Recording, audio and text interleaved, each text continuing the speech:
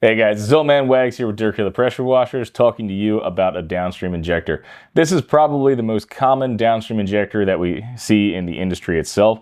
The reason is because it's fairly inexpensive compared to some of the other ones. It's got a pretty basic body style. You've got 3/8 male threads on the outbound, 3/8 male threads on the inbound.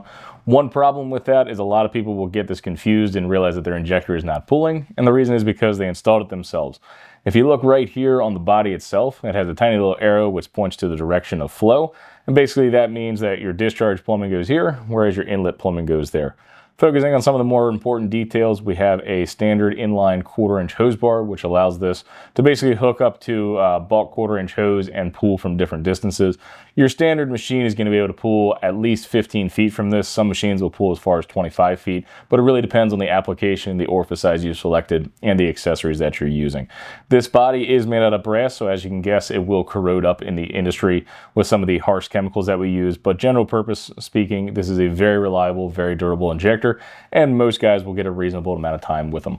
These are available as individual pieces or available in kits with the quick disconnects, as well as a 4-foot leader hose. Either of those is available on dirtkiller.com. We'd love to hear your feedback in the comment section below. Don't forget to like and subscribe. Let's kill some dirt.